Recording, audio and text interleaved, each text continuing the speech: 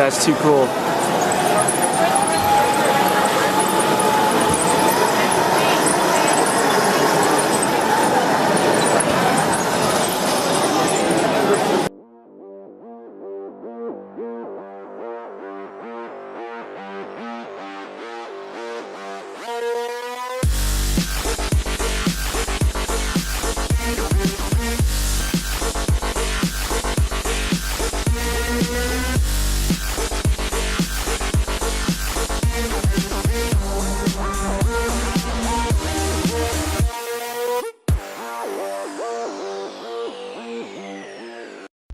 Hey, it's the MESArcFF. This is Marshall here. I got the guys who went with me to Saturday's presentation at the Maker Faire.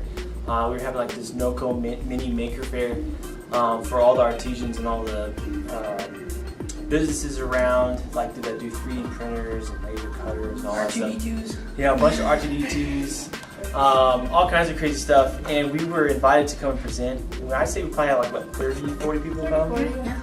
It was a good turnout. We did our whole 30 minutes, and we weren't allowed to tape inside there, but we did have someone that was there taping, so we're trying to get their footage for this video. But what do you guys think of the presentation?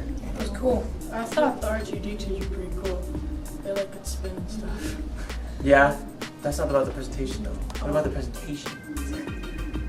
There's a lot of interested viewers, for sure. There's a one little kid, actually, who really wanted to get into the hobby with his dad. Was he like 8 years old? Yeah. Yeah. And you helped him out with that question. That was good. Yeah.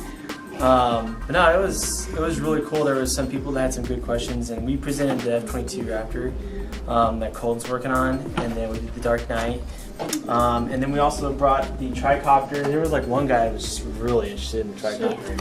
His brother worked on assembling Raptors for the military. He assembled Raptors for the military? Sweet. And so he said that this one looks pretty to scale on everything. Cool. I didn't even hear that one. That's cool. Yeah, so we did that, and that was a lot of fun. It was a lot of fun to just kind of show off what we do in front of the public and stuff, and then kind of just walked around and we found a lot of 3D printers. Epilogue And laser the was flying there. foam guys. Oh yeah, the flying foam guys are really cool. The flying foam guys, they're actually going to team up with us. That was the first group that we found. They do a lot of EPP wings. Some cool looking designs and stuff. We'll have a website attached to this video for sure. Forward swept wings. Yeah, forward swept wings, big old like, yeah, with GoPros on, big old like 6-foot wingspan ones. But they're pretty clean, and they knew about us before we even got to the booth. They wanted to talk to us, so it was kind of cool that we were able to actually see them. But yeah, stay tuned for that. They'll probably help us out with a couple builds. They said they're going to give us a couple. They're going to give us a couple of these two jokers. Ryan, I want to do those. Yeah.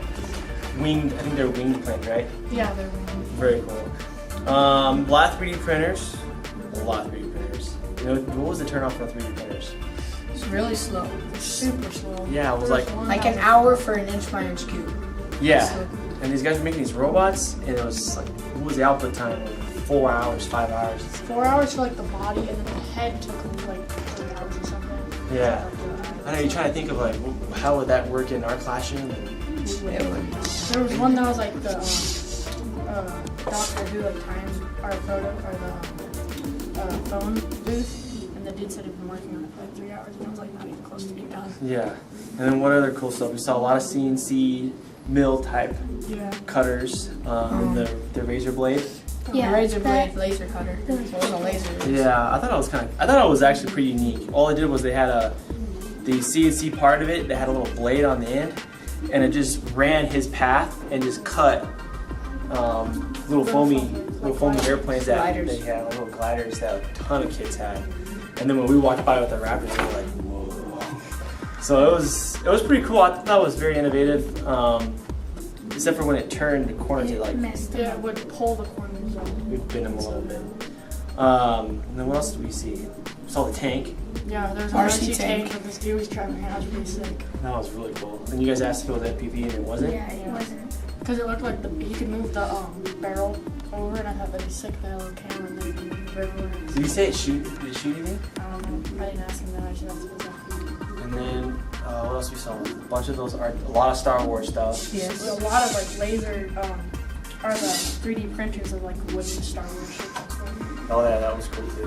Very cool. This guy made his own whole laser cutter or 3D printer out of for 3D printers. Yeah, Or it out was of- a casing for a 3D printer out of. I think it's because if I'm right, it's the patents are ending on the 3D printers, so it's getting out to the public. Yes. So the public can take it, and if you're smart enough to build your own 3D printer, they can do it themselves for like super cheap compared to what it used to be. Other than that, we want to thank the people who showed up to the Maker Faire to watch us, and it was a good experience for the boys and I, and also to get the program out and to kind of share what we do. And we'll definitely be heading back to the Maker Faire if they invite us again, which I'm sure they will, because the presentation before us had like 10 people. The presentation after it had like 10, we had like 30. And it wasn't just moms and dads coming to watch them too. It was random people. Cool, I want to thank these guys for coming with me. We had another guy, Hunter Ogg, come with us too.